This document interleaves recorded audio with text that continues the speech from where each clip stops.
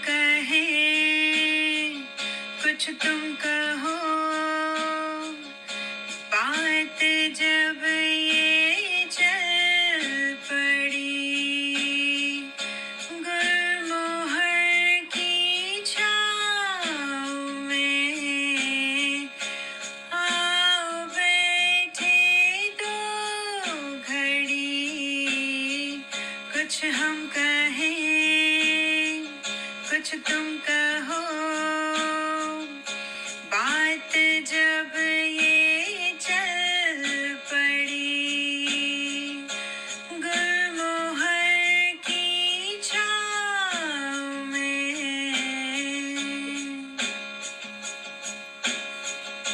हाँ शुरू हो गया, अभी कम हो गूंथ जाएगी। कर सपनों के मोती, खूबसूरत बने लड़ी, दोस्ती के पक्के धागों से कस कर बांधे दिल की। नमस्कार मित्रों, मैं मधु शर्मा न्यूयॉर्क अमेरिका से गुलमोहर के आंगन में आप सभी दर्शकों और श्रोताओं का हार्दिक स्वागत और अभिनंदन करती हूँ। श्री हरप्रसाद शास्त्री जन्म शताब्दी समारोह की आज यह 13वीं कड़ी है और हमारे साथ आज जुड़े हैं गाजियाबाद से बहुत ही प्रख्यात साहित्यकार श्री जगदीश पंकज जी। तो इससे पहले कि हम आज की इस बातचीत को आगे बढ़ाएं, आइए मैं आपको जगदीश पंकज जी का एक छोटा सा परिचय देती हूँ।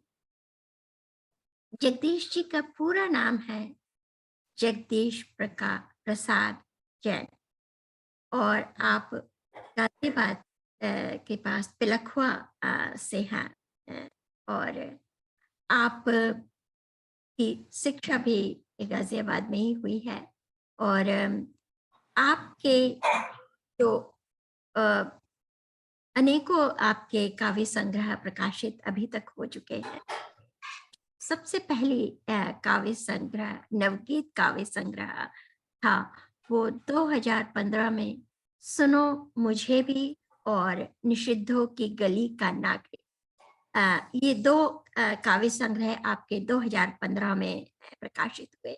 उसके बाद 2017 में आपका दूसरा नवगीत संग्रह तीसरा नवगीत संग्रह जो प्रकाशित हुआ उसका नाम रहा है समय है संभावना का। फिर 2019 में आग में डूबा कथानक, 2019 में ही मूक संवाद के स्वर और 2020 में नवगीत संग्रह आपका अवशेषों की विस्मृत गाथा प्रकाशित। 2021 में प्यास की पंख, डंडियां और द्रोह असहमत इच्छाओं का आपका कविता संग्रह था जो कि प्रकाशित हुआ है। इसके अलावा साझा संग्रहों की एक लंबी लिस्ट है आपकी, जिसका नाम मैं नहीं लूंगी क्योंकि बहुत लंबी लिस्ट है। आपके पत्र पत्रिकाओं में हमेशा आपके लेख और आपके नवगीत प्रकाशित होते रहते हैं। उनकी भी एक बहुत लंबी लिस्ट है। आपको अनेकों सम्मान मिले हैं। मुरादाबाद की प्रतिष्ठित साहित्यिक संस्था अक्षरा के द्वारा नवगीत कृति सुनो मुझे भी एक अमूल्य साहित्यिक साधना के लिए देवराज वर्मा उत्कृष्ट साहित्य सृजन सम्मान आपको 2015 में मिला। भोपाल की साहित्यिक पत्रिका साहित्य सागर के तत्वाधान में कमलकांत सक्सेना जयंती उत्सव द्वारा नटवर गीत साधना सम्मान आपको 2016 में मिला है। युवा रचनाकार मंच लखनऊ द्वारा नवगीतकार महेश अनक सम्मान 2018 में आपको प्राप्त हुआ, और 2000 मुरादाबाद की प्रतिष्ठित साहित्यिक संस्था अक्षरा के द्वारा माहेश्वर तिवारी नवगीत सृजन सम्मान भी आपको मिला है। 2019 में आपको लखनऊ की संस्था उत्तरायण द्वारा नवगीत संग्रह मूक संवाद के स्वर को प्रथम पुरुष सम्मान से सम्मानित किया गया है। तो एक बहुत लंबी सूची आपके सम्मानों की भी है। आप सेंट्रल बैंक ऑफ इंडिया में वरिष्ठ प्रबंधक के पद से सेवानिवृत्त हुए हैं, और अब आप स्वतंत्र लेखन में व्यस्त हैं, और आजकल आप अपने पुत्र और पुत्रवधू अपने परिवार के पास यहाँ न्यू जर्सी अमेरिका में आए हुए हैं, और बस अब वापस लौटने की भी आपकी तैयारी चल रही है। तो बहुत बहुत स्वागत और अभिनंदन है जगदीश जी आपका गुलमोहर के इस आंगन में। सबसे पहले जगदीश जी, आपके बचपन और आपके जो जीवन के जो शुरुआती दिन हैं, किसी भी व्यक्ति के जीवन में सबसे जो कहते हैं ना कच्ची मिट्टी के होते हैं बच्चे जब होते हैं, और उसी वक्त उनका भविष्य कैसा होगा, उनका भावी जीवन कैसा होगा, उन्हीं संस्कारों में उसकी नींव पड़ती है। तो अपने बचपन, अपने प्रारंभिक दिनों के बारे में क्यों ना हमें आज थोड़ा सा बताइए आप। धन्यवाद मधु जी। सबसे पहले मैं आपका आभार व्यक्त करता हूँ कि मुझे प्रसाद शास्त्री जी के जन्म शताब्दी के जो आपने गुलमोहर के माध्यम से कार्यक्रम चला रहे हैं, उसमें मुझे अवसर देने का जो मुझे ये सौभाग्य दिया है, उसके लिए मैं बहुत बहुत आभार प्रकट करता हूँ। जहाँ तक आपने मेरे लेखन के प्रारंभिक लेखन की बात पूछी है, मेरा जन्म एक छोटे से कस्बे पिलखवा के अंदर हुआ। जब मैंने अपना होश संभाला, यानी मैं समझने लगा कि कविता क्या चीज है, तो उस समय पर कई घटनाएं हुई। जी। 1965 में भारत पाक युद्ध हुआ, और उसके बाद में भारत ने पाकिस्तान पर विजय प्राप्त की। तो लेखक और कवियों ने अपनी रचनाएं युद्ध को और पाकिस्तान विरोध में लिखनी शुरू की। जो उस समय पर वैसे पत्रिकाएं वगैरह तो उनके संपर्क में मैं नहीं आया था, लेकिन रेडियो पर या स्कूल के अंदर कार्यक्रमों में जो सुनने में आता था, तो पाकिस्तान विरोध की बात थी। तो मेरे मन में भी इसी तरह की लिखने की इच्छा हुई कि मैं भी कुछ लिखूं। तो मेरी जो शुरुआती कविता थी वो पाकिस्तान के विरोध में कि पाक बना नापाक युद्ध से हाथ मिलाया हाथ। तो इस तरह से मतलब जो है मैंने लिखना शुरू किया, धीरे धीरे निखार आता रहा। हमारे यहाँ एक कवि सम्मेलन हुआ, उस समय मैं 9th क्लास के अंदर पढ़ता था, 9वीं क्लास में। उस कवि सम्मेलन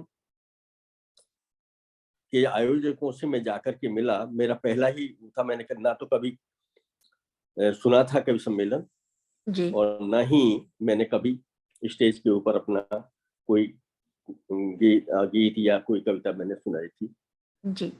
तो मैं उनसे मिला जाकर के, और मैंने जो कविता लिखी थी पाकिस्तान के बारे में, वो मैंने उन्हें दिखाई। उन्होंने मेरा उत्साह बढ़ाने के लिए मुझे समय दिया, और यहाँ से मेरी शुरुआत हुई। कवि सम्मेलन में बहुत सारे प्रतिष्ठित कवि उस समय पर उपस्थित हुए थे। आदरणीय वीरेंद्र मिश्र जी, संतोषानंद जी, और भी अनेक थे जिनके मैं नाम पूरी तरह से मैं नहीं याद रखे उसको, लेकिन इनका मुझे अच्छी तरह से याद है, इनकी रचनाएं सुन करके, क्योंकि वीर रस की काफी और गीत उस समय पर सुनने में आ रहे थे, वे लोग पढ़ रहे थे प्रतिष्ठित कवि, तो उनसे मुझे प्रेरणा मिली। तो मैंने भी अपना लेखन, वो गीत मुझे ज्यादा पसंद आए तो गीत के हिसाब से ही मैंने लिखना शुरू किया शुरू में, क्योंकि हमारे यहाँ कोई ऐसा साहित्यिक वातावरण नहीं था जिससे मैं प्रेरणा देता, या ऐसे कुछ लोग होते जिनसे जाकर के मैं मिलता और अपनी रचनाएं में दिखाता। बस मुझे पुस्तकालय में जाकर के पत्रिकाएं टटोलने का, पढ़ने का मुझे अवसर मिलता रहा। उनमें जो रचनाएं पढ़ती आती थी उनको पढ़ता था, उनसे प्रेरित होता था, और मन में ये होता था कि मैं भी इस तरह से ही लिखूं। उन पत्रिकाओं के अंदर जो आमतौर से जो छपते थे गीत आमतौर से, तो इसाक अश्क, नईम, सूर्यभान गुप्त, वीरेंद्र मिश्र, राम अवतार त्यागी और कारातत्व निर्विरोध, इस तरह के बहुत प्रतिष्ठित लोगों के गीत पढ़ते थे, और उनका अलग अलग मतलब जो था विषय अलग अलग। तो मैं इस वक्त में कविता को पढ़ने के लिए मिलना भी और कविता को सुनना उतना आसान नहीं होता था जितना कि आजकल है। मुझे याद है कि जब मैं छोटी थी तो कविता को सिर्फ या तो कवि सम्मेलनों में जो जाके सुन लीजिए, या साक्षात आप सुनने को मिलता था, और या फिर पत्रिकाओं में यदा कदा आपको कविताएं पढ़ने को मिल जाती थी। उसके अलावा ये नहीं था कि आपको अगर किसी विशिष्ट कवि की कविता जिनकी किताबें छपी हैं। मेरे दूसरे फोन पर एक फोन आ गया था। जी कोई बात नहीं, होता है। तो जी एक प्रेरणा होती है। कुछ लोग ऐसे होते हैं कि जो प्रेरित करते हैं, उनका लेखन भी प्रेरित करता है। मुझे भी उस समय पर हुआ और अपनी कक्षाओं में, क्योंकि मैं तो साइंस का विद्यार्थी था, तो हिंदी भी हमारी सामान्य हिंदी हुआ करती थी, जो साहित्यिक हिंदी है वो नहीं थी, इसलिए कोर्स के अंदर भी ज्यादा कवियों को नहीं पढ़ पाए हम। हमारे कोर्स में कम ही थे। लेकिन मैं प्रेरित होता रहा, और जो हमारे स्कूल के अंदर हिंदी के अध्यापक थे, एक दो लिखा करते थे, कविताएं करते थे, उनको भी सुनता था, तो उससे काफी प्रेरित हुआ। धीरे धीरे ये सब कुछ बढ़ता चला गया, और बहुत से पड़ाव आते हैं आदमी को सीखने के। अगर आपकी जिज्ञासा है तो आपको रास्ते भी मिलते चले जाएंगे, और इस तरह से मुझे बहुत से लोगों ने मुझे प्रभावित किया। और उस समय पर आमतौर से नीरज जी का काफी वो चल रहा था गीतकारों के मामले में। मुझे भी नीरज जी से और उनके पुस्तकें, गीत पढ़ने का बहुत अवसर मिला। साक्षात रूप से तो हम कभी मिले नहीं, लेकिन मैं उनसे हमेशा प्रेरित रहा। बहुत से गीत उनके मैं बड़े ऊंचे स्वर में उस समय पर गाया करता था। धीरे धीरे धीरे धीरे यही सब कुछ बढ़ता चला गया। पढ़ते रहो, इस तरह से बहुत सारी चीजें मैं सीखता चला गया। जी। तो जगदीश जी, इससे पहले मैं आपसे ये कहूं कि अगर कोई उस शुरुआती दौर की कोई अगर आपकी कविता आपके पास अगर है अभी इस वक्त उपलब्ध, तो वो हमें सुनाएं। मैं नाम लेना चाहूंगी इस वक्त जो दर्शक और श्रोता हमारे साथ जुड़े हुए हैं। आदरणीय पीके तिवारी समाज सेवी जी हमारे साथ जुड़े हैं, और हमारी बहुत प्यारी अन्नदा दीदी हमारे साथ जुड़ी हुई हैं। धन्यवाद। रोज उपाध्याय जी हमारे साथ जुड़ी हैं ह्यूस्टन टेक्सास से। आशीष सिंह जी हमारे साथ जुड़े हैं। तो और मुझे उम्मीद है कि जल्दी और भी बहुत सारे श्रोता हमारे साथ जुड़ जाएंगे। तो सभी का स्वागत है, सभी का अभिनंदन है। और मैं दर्शकों से यही कहना चाहती हूँ कि आपके उपस्थिति हमारे लिए बहुत प्रेरणादायी होती है और हमें बहुत हौसला मिलता है जब हम आपको जुड़ा हुआ अपने साथ पाते हैं। तो जुड़े रहिए। और जगदीश जी, अगर कुछ उस वक्त मैं के दौर का कोई गीत या कोई कविता यदि आपको इस वक्त आपके पास हो तो जरूर सुना जाए।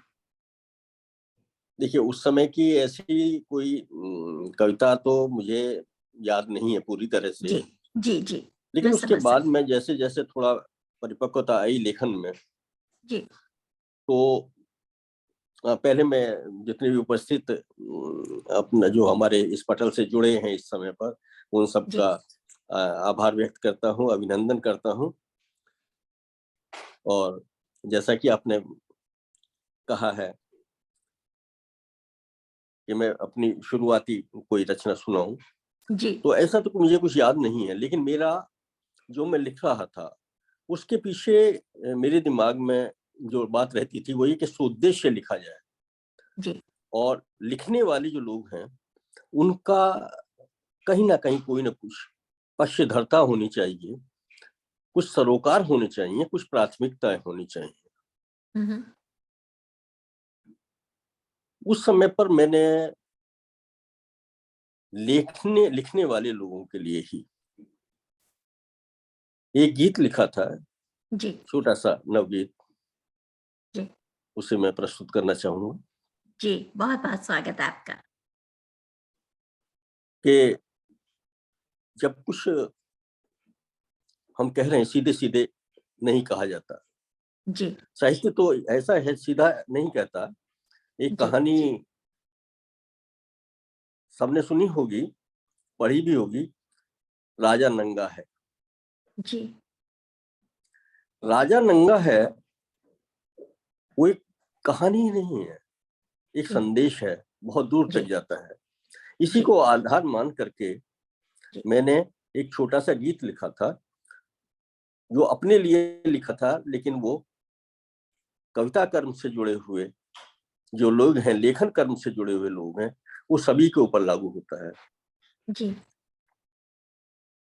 गीत निवेदन कर रहा हूँ जी, बहुत बहुत स्वागत जगदीश जी। कि मत कहो कोई कहाँ नंगा खड़ा है, जी मत कहो कोई कहाँ नंगा खड़ा है, कीजिए परिधान की गुण वंदना।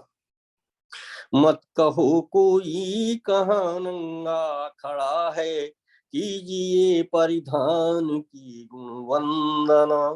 मत कहो कोई कहाँ नंगा खड़ा है, कीजिए परिधान की गुण वंदना, कीजिए परिधान की गुण वंदना।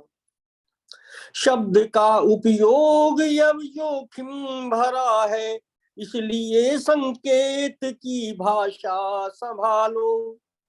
शब्द का उपयोग अब जोखिम भरा है, इसलिए संकेत की भाषा संभालो। अब शिलाओं पर नहीं केवल हवा में, अक्षरों की कुछ नई तकनीक डालो।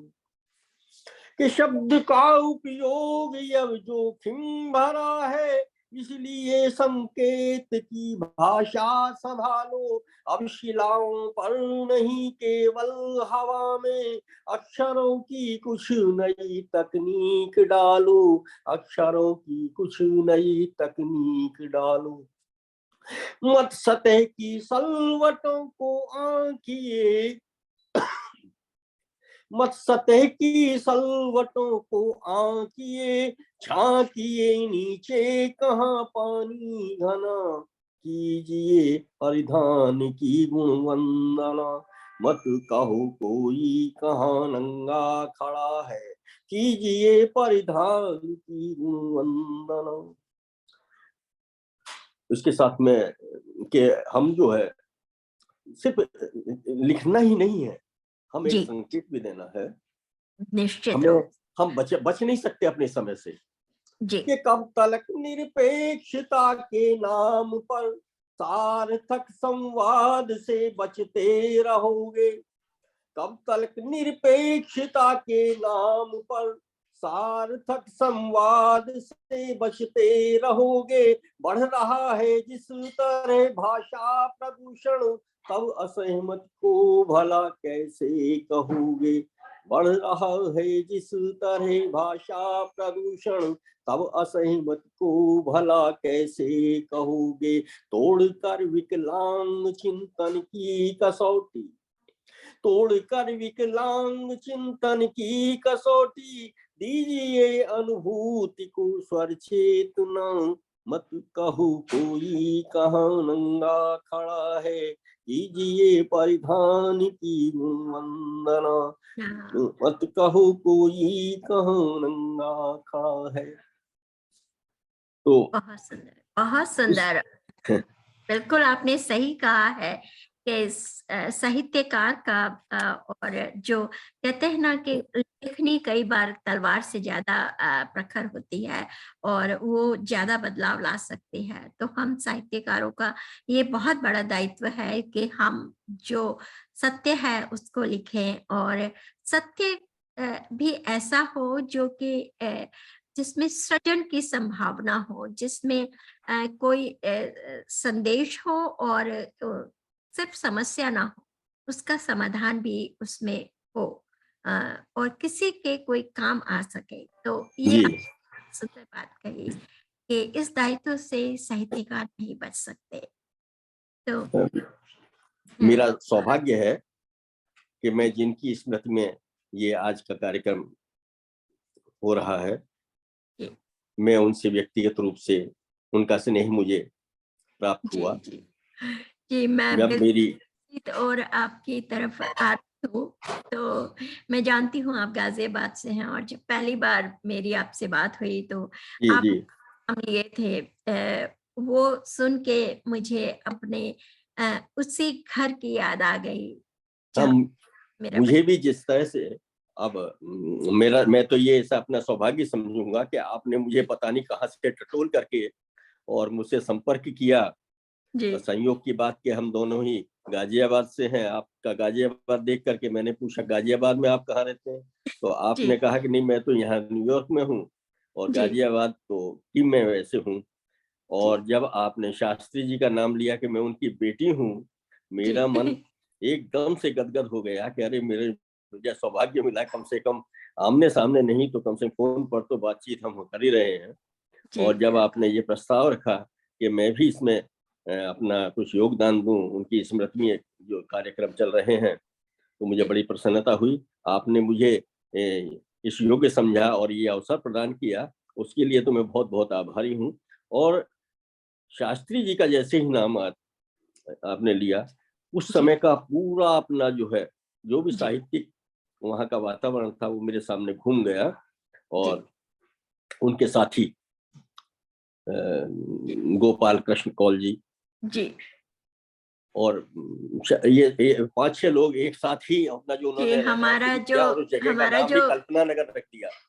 जी जी जी जहाँ हम रहते थे उस जगह का नाम जी, शिवबन करता था, लेकिन पिताजी ये आपका वहाँ पे 4 साहित्यकार मित्रों ने मिलके जब वहाँ पे अपना वास बनाया, तो उसके बाद उन उस जगह का नाम उन्होंने बदल कर कल्पना हाँ, हाँ, नगर हाँ, कुछ रख दिया था।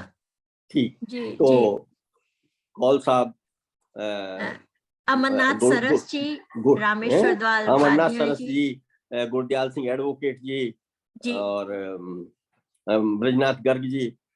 ब्रजनाथ कर प्र, प्र, नहीं रहते थे, लेकिन हाँ, उन वो अलग आना-जाना रहते थे, प्रेम लगातार शर्मा घर जी। में बना रहता था। हाँ, जी तो मैंने उनका उनकी एकदम से चित्र मेरे सामने आ गया। जी और मैं ऐसी जगह पर मेरी पोस्टिंग थी सेंट्रल बैंक के अंदर, जो जी घंटाघर पर ब्रांच है, और शहर के हर व्यक्ति को किसी न किसी रूप में घंटाघर की तरफ आना होता ही था। आना ही होता था। जी हाँ, और शाम के समय मैं 5 बजे के बाद में भी जब अपने ऑफिस में काम कर रहा होता था, बैठा होता था, और तो उस समय पर ये घूमते घामते हुए साहित्यिक लोग मेरे पास में आकर के बैठ जाया करते थे, काफी बातचीत होती थी।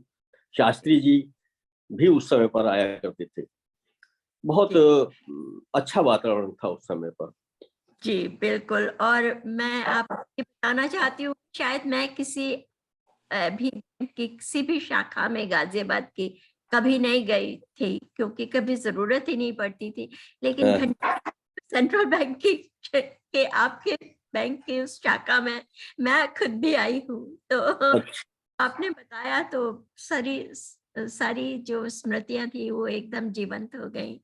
तो इन सब की कड़ी थे वो ब्रजनाथ गर्ग, क्योंकि ब्रजनाथ गर्ग जी किसी समय पर हमारे बैंक के, उनके परिवार के कई लोग थे, उनके बड़े भाई भी हमारे बैंक में ही थे, और ब्रजनाथ गर्ग ने भी अपनी सर्विस की शुरुआत सेंट्रल बैंक से ही की थी। और उन्होंने आकर के मुझे जब बताया तो बड़ी प्रसन्नता हुई। उन्होंने ही इन सबसे जोड़ा। शास्त्री जी से भी उन्होंने ही परिचय कराया था। और फिर धीरे धीरे वो सब कुछ बढ़ता चला गया। मुझे बहुत ज्यादा प्रेरणा इन लोगों से मिली। खास शास्त्री जी तो खैर अपना जो उनका तो विचित्र व्यक्तित्व था, अब सारा इस समय पर मैं क्या कहूँ। वो पहली बात तो उनकी जो सबसे ज्यादा मुझे ये लगती, वो स्पष्टवादी थे। वो साथ में चाहे कितना भी अंतरंग है, अगर गलत बात उनको लगती थी वो साफ कह देते थे, उनके मुंह पर कह देते थे, किसी को बुरा लगे या भला लगे। और इतना सब कुछ होते हुए भी उनके अंदर एक गुण और था, उनके व्यक्तित्व का गुण।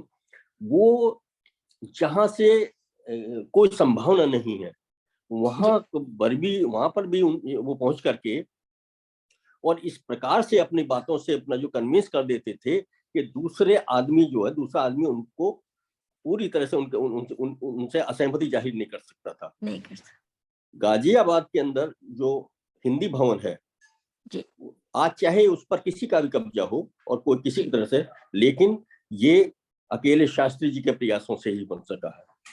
ऐसे ऐसे लोगों से चंदा उन्होंने लिया हिंदी भवन के लिए, जो हिंदी की जो देवनागरी हमारी स्क्रिप्ट है, जो लिपि है, उसको भी नहीं समझते थे।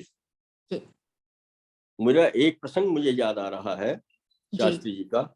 उन्होंने आकर के मुझे बैंक में कहा, अरे भाई वो ऐसा है, आज प्रोग्राम रहेगा शाम को, और एक जल्दी जल्दी हम प्रोग्राम किया है, और एक सज्जन आ रहे हैं, थोड़ा हिंदी भवन के लिए उनसे हमने चंदा लेने की वो की है, कुछ थोड़ा उनसे राशि मिल जाए, तो आइए उनके सम्मान में अपना जो कार्यक्रम हो रहा है। हम गए साहब, कार्यक्रम का बड़े कम समय में एक बहुत अच्छा कार्यक्रम उन्होंने किया। और वो जो व्यक्ति थे उनका नाम था दरबारी लाल जी। शायद वो DLF जो दरबारी लाल फाउंडेशन है उसके संस्थापक थे। और उनको ले आए, बात उनसे मतलब जो है कन्विंस उनको ऐसा किया, पैसा भी उनसे दान भी लिया, और पता चला कि दरबारी लाल जी हिंदी में लिख नहीं सकते थे। वो जो लिखते थे वो उर्दू में लिखते थे या इंग्लिश में लिखते थे।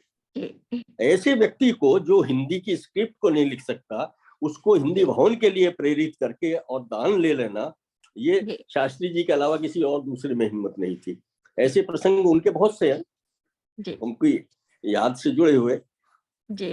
उनके का एक ही ध्येय था कि किस तरह से वो हिंदी भवन बन जाए उनका। तो मुझे लगता जीवन के जो उनके अंतिम थे, उन्होंने जब वो रिटायर हो गए थे तो पूरी तरह से वो अपना जीवन उन्होंने जो पूरा हिंदी के लिए ही समर्पित किया। वो यहाँ अमेरिका में भी आते थे तो हिंदी के प्रचार प्रसार में ही पूरा अपना समय लगा देते थे। जी, मन और प्राण उनके वहीं बसते थे। बिल्कुल बिल्कुल, हम तो उस समय पर सुनते थे। तो बाद में मेरा ट्रांसफर मेरठ हो गया था, तो संपर्क नहीं रहा उस समय पर, उसके बाद से हो नहीं पाया। लेकिन मुझे उस समय की जो यादें हैं एकदम से अपना जो है जीवंत हो जाती हैं। चलिए, आपने ये सारे नाम लेकर गोपाल कृष्ण कौल जी, रामेश्वर दास उपाध्याय जी, अमरनाथ सरस जी, गुरदास सारे नाम लेके आपने मुझे मेरे बचपन की गलियों में पहुंचा दिया और मन से वहीं पे घूम रही हूँ। बहुत बहुत धन्यवाद आपका हमारे साथ जुड़ने के लिए और ये सारी बातों को अ, अ, बातों के साथ जुड़ने के लिए। और मैं आपसे ये पूछना चाहती हूँ कि मैंने अभी अभी लिखना शुरू किया है, तो मैं जानना चाहूंगी कि गीत, ये दोनों में क्या क्या फर्क है? गीत में क्या फर्क है? मुझे ठीक से आवाज नहीं आ पाई है, कृपया। जी, ये गीत और नवगीत, इन दोनों के बीच का क्या अंतर है?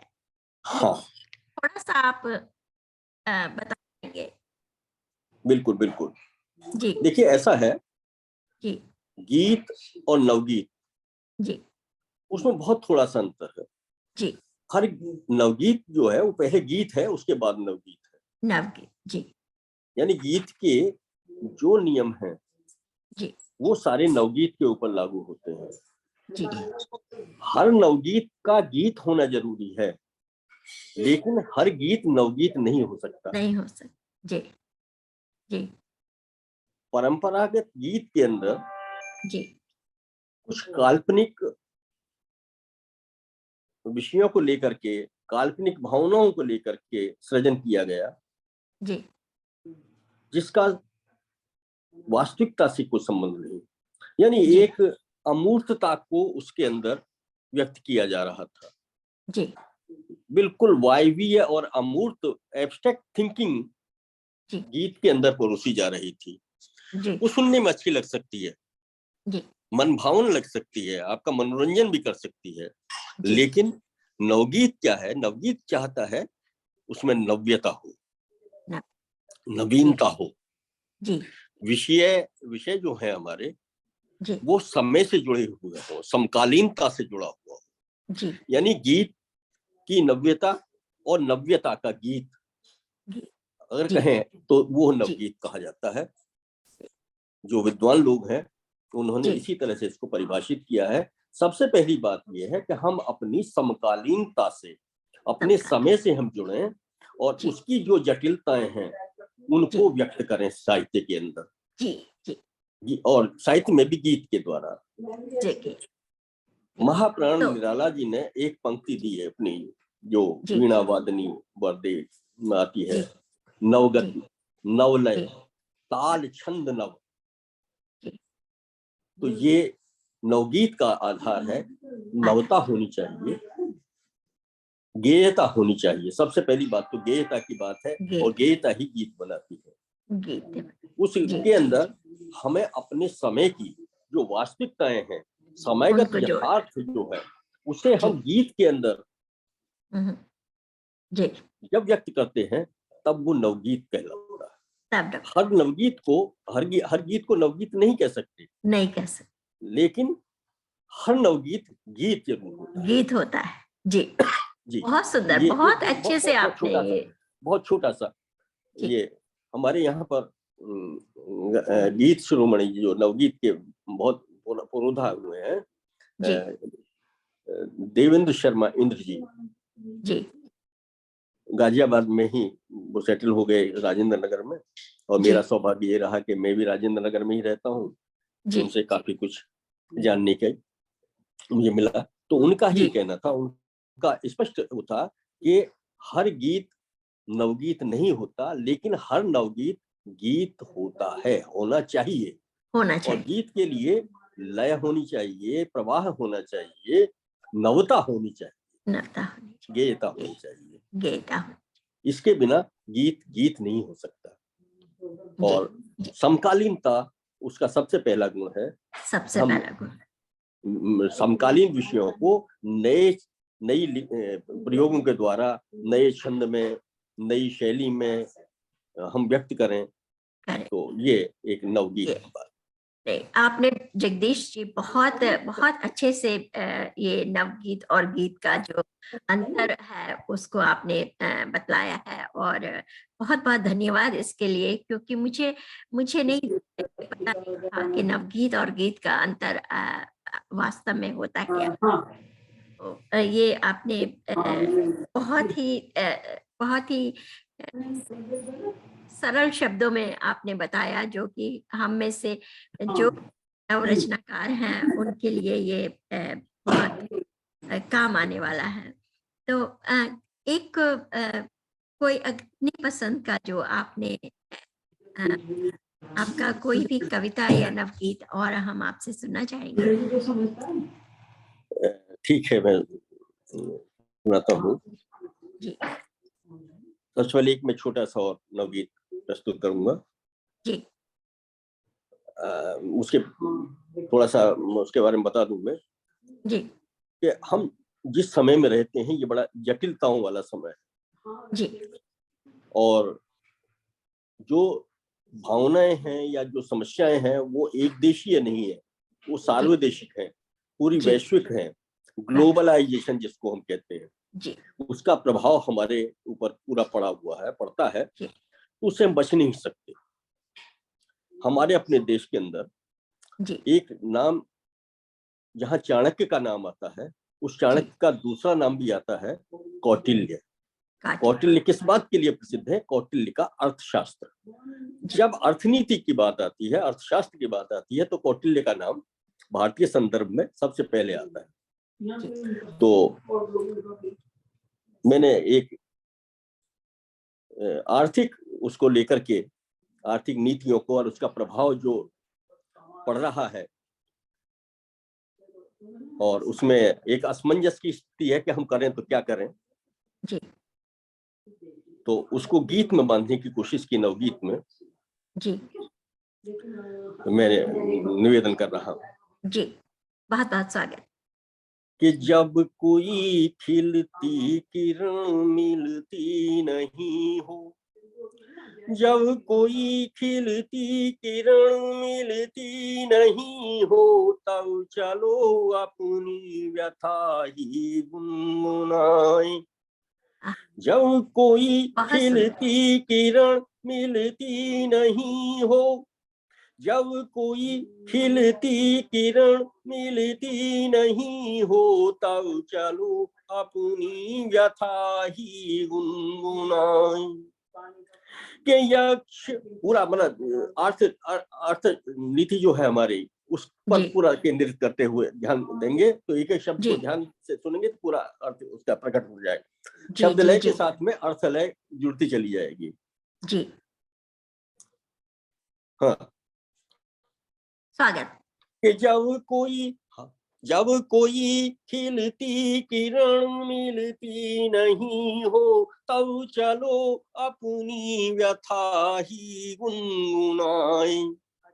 कि यक्ष प्रश्नों में घिरा युग का युधिष्ठिर, यक्ष प्रश्नों में घिरा युग का युधिष्ठिर, त्रासदायक प्राथमिकताएं समय की। यक्ष प्रश्नों में घिरा युग का युधिष्ठिर, त्रासदायक प्राथमिकताएं समय की। इस निरर्थक हो रहे निर्वाचनों में, क्या करें किससे करें आशा अभय की। कि यक्ष प्रश्नों में घिरा युग का युधिष्ठिर, त्रासदायक प्राथमिकताएं समय की। इन निरर्थक हो रहे निर्वाचनों में, क्या करें किससे करें आशा अभय की। टूटती जब नींद रातों की उचट कर, टूटती जब नींद रातों की उचट कर, तब असंयत हम अपनी भावनाएं, जब कोई खिलती किरण मिलती नहीं हो, तब चलो अपनी व्यथा ही गुनगुनाए, तब क्या चलो बात अपनी व्यथा ही गुनगुनाए। आगे है जी। के नाचते संकेत भर से टोर के हम, नाचते संकेत भर से डोर के हम, पुतलियों जैसे खिलौने हो रहे हैं। नाचते संकेत भर से डोर के हम, पुतलियों जैसे खिलौने हो रहे हैं। तोड़कर प्रतिबद्धता की घोषणाएं, तोड़कर प्रतिबद्धता की घोषणाएं, समय के कौटिल्य मौनी हो रहे हो रहे हैं। हैं। ये कहाँ नाचते संकेत भर से डोर के हम, काठ पुतली के खिलौने हो रहे हैं। तोड़कर प्रतिबद्धता की घोषणाएं, समय के कौटिल्य मौनी हो रही है। कि अब निरंतर दृष्टि रखनी है गगन पर, शीर्ष पर जो लोग बैठे हुए हैं उन जी पर ध्यान देना, उन पर नजर रखना बहुत जरूरी है। कि अब निरंतर दृष्टि रखनी है गगन पर, हो न जाए जो कलंकित चंद्रिकाएं, जब कोई खिलती किरण मिलती नहीं है, तब चलो अपनी व्यथा ही गुनगुनाए, गुनगुन तब चलो अपनी व्यथा ही गुनगुनाए, जब कोई खिलती किरण मिलती नहीं हो। धन्यवाद। बहुत सुंदर। और क्या भाव है आपके कि तब चलो अपनी व्यथा ही गुनगुनाए, तब चलो अपनी अ, व्यथा ही गुनगुनाए, और दृष्टि रखनी है निरंतर अब गगन पर।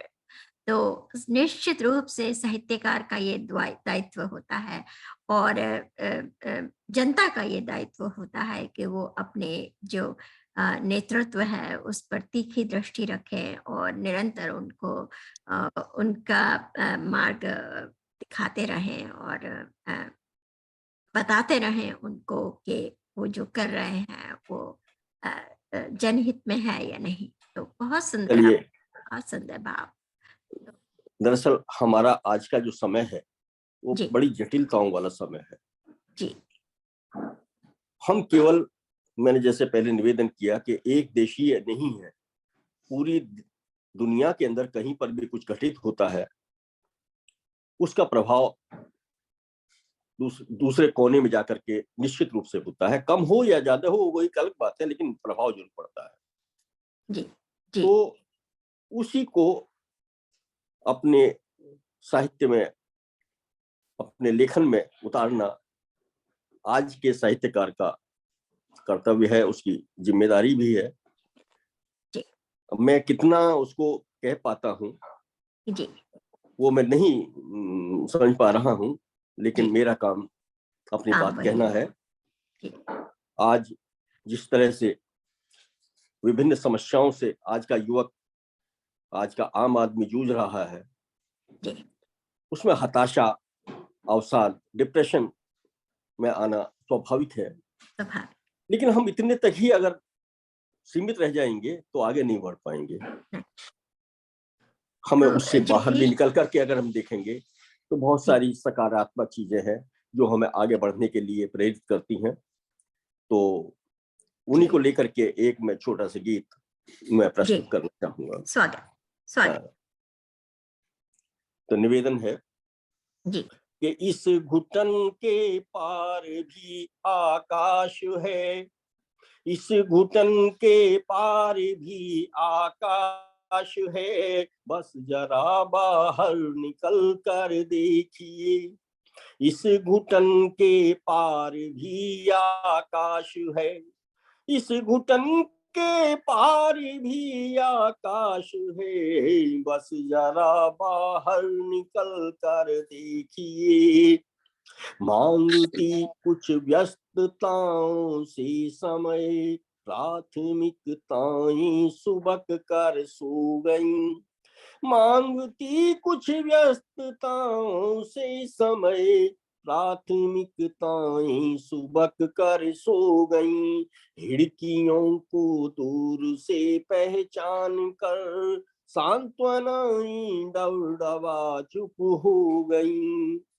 मांगती कुछ व्यस्तताओं से समय, प्राथमिकताएं सुबक कर सो गईं। खिड़कियों को दूर से पहचान कर सांत्वनाएं डबडबा चुप हो गईं। हर दिलासा का अलग आयाम है, हर दिलासा का अलग आयाम है। एक बच्चे सा मचल कर देखिए, इस घुटन के पार भी आकाश है, बस जरा बाहर निकल कर देखिए। आगे है जी। कि सांस लेने को हवा मिलती रहे, यह निवेदन पत्र बस हमने दिया। सांस लेने को हवा मिलती रहे, यह निवेदन पत्र बस हमने दिया।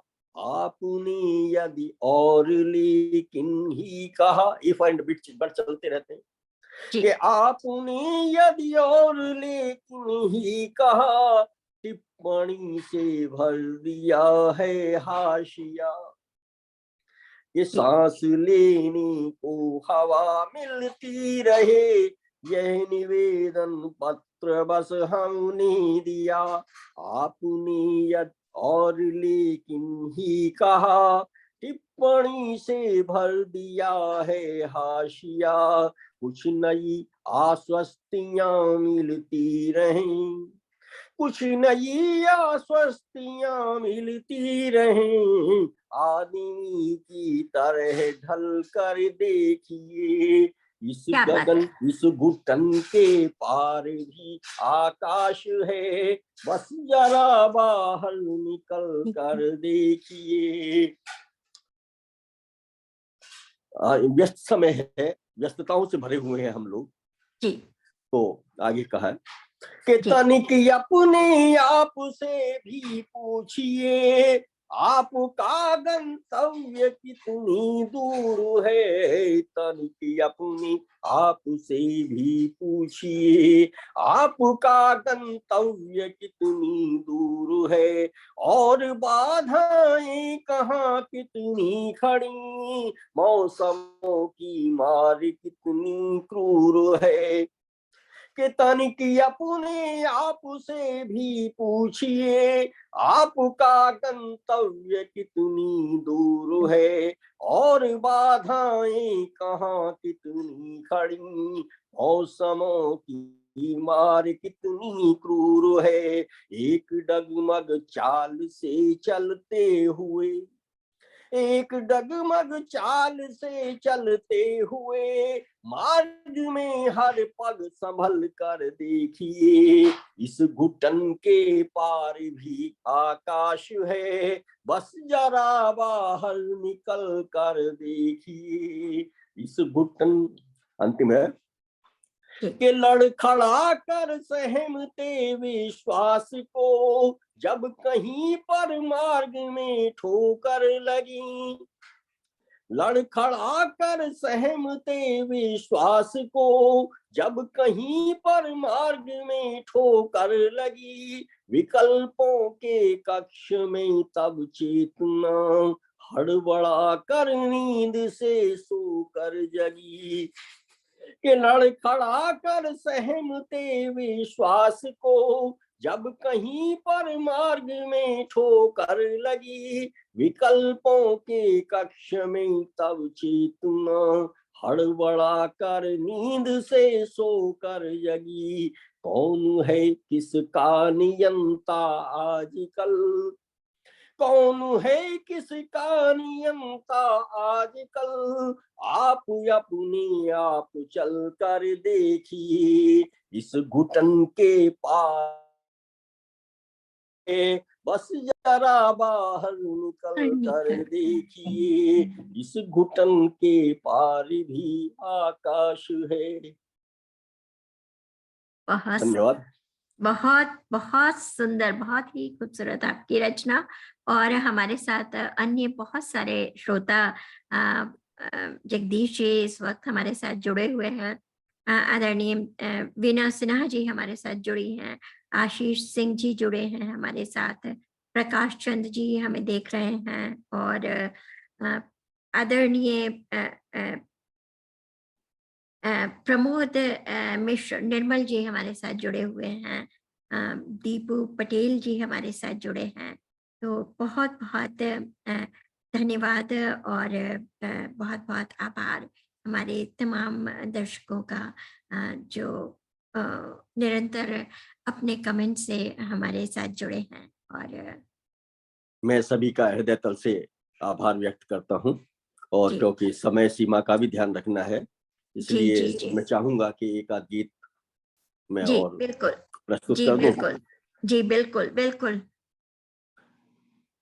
हम सब लोग किसी ना किसी को जब भी अपना जो है बात करते हैं तो एड्रेस करते हैं, कुछ ना कुछ नाम लेते हैं, जी किसी तरह से अपना जो है संबोधन करते हैं।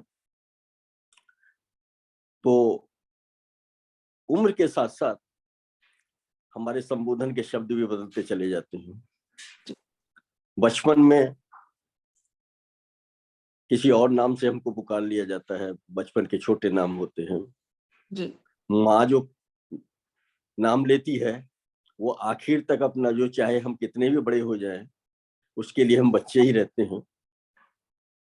जी तो इसी तरह से लड़कपन में जो मित्र बनते हैं, मित्र तू तड़ाक करके आपस में खूब बातचीत कर लेते हैं।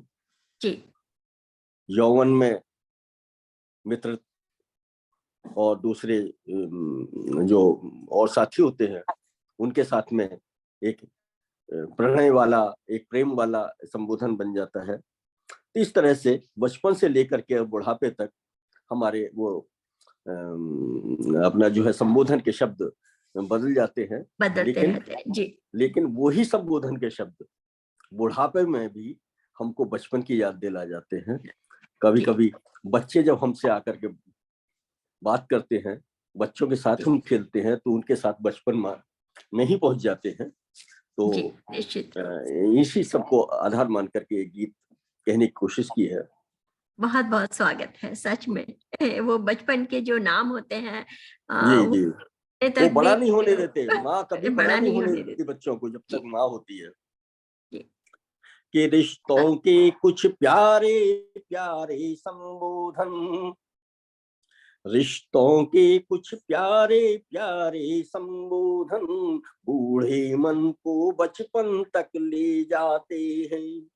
वाह क्या बात। रिश्तों के कुछ प्यारे प्यारे संबोधन, बूढ़े मन को बचपन तक ले जाते हैं।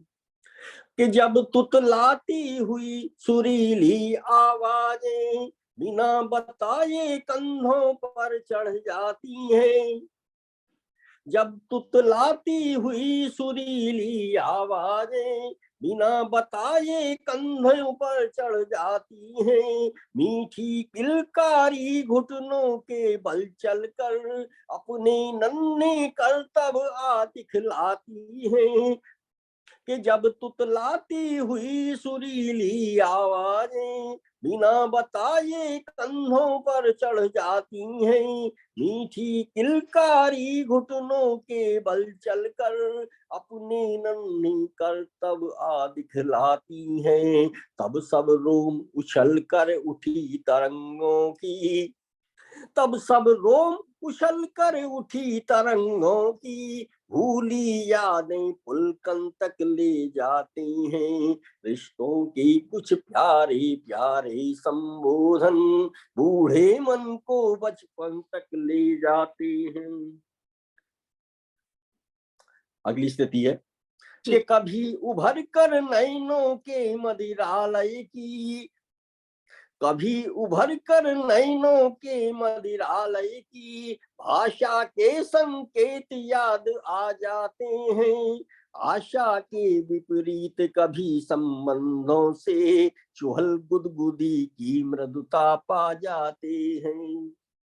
कि कभी उभर कर नैनों के मदिरालय की भाषा के संकेत याद आ जाते हैं।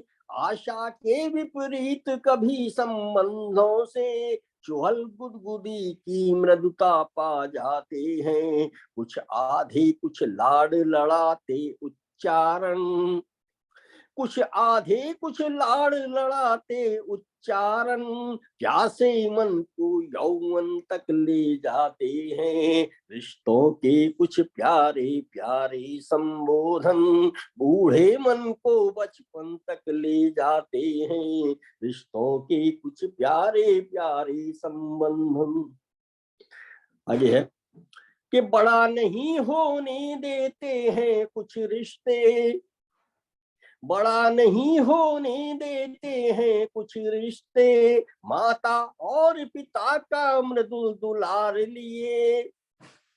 बड़ा नहीं होने देते हैं कुछ रिश्ते, माता और पिता का मृदुल दुलार लिए। वरद हस्त अपना जो रखते हैं सिर पर, देते आशीर्वचन विहसता प्यार लिए।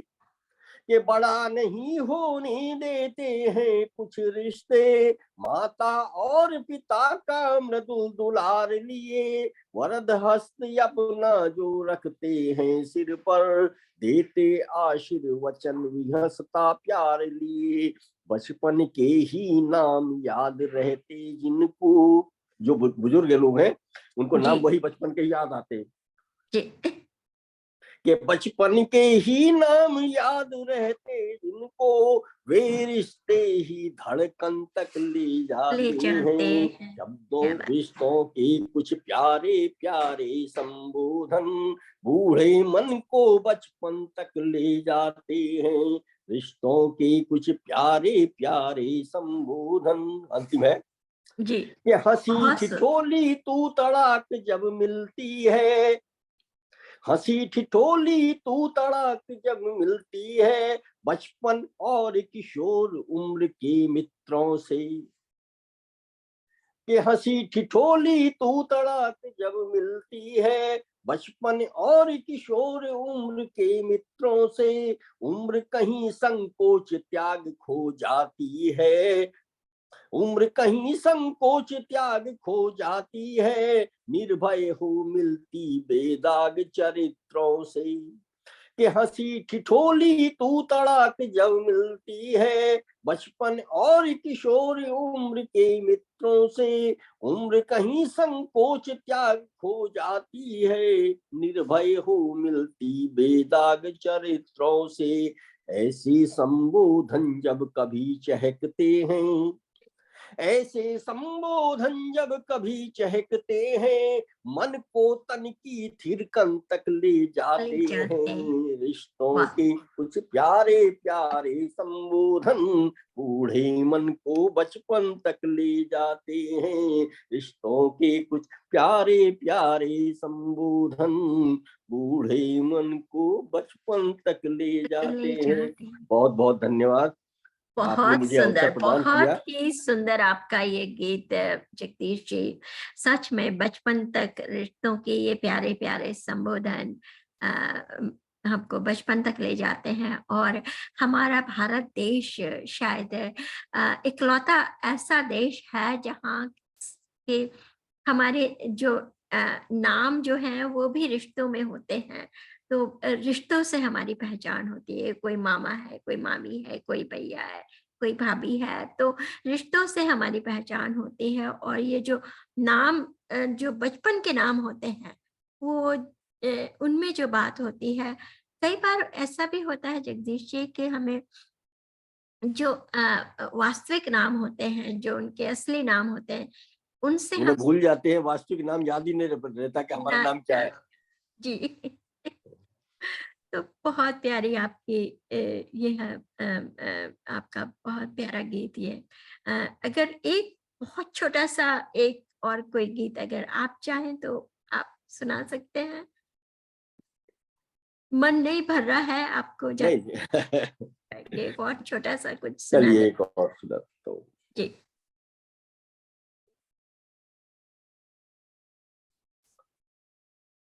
इसी बीच हमारे साथ वीणा विज जी जुड़ी हैं लुजियाना से, और अनुराधा चंद्र जी हमारे साथ जुड़ी हुई हैं इस वक्त न्यूयॉर्क स्टेट से।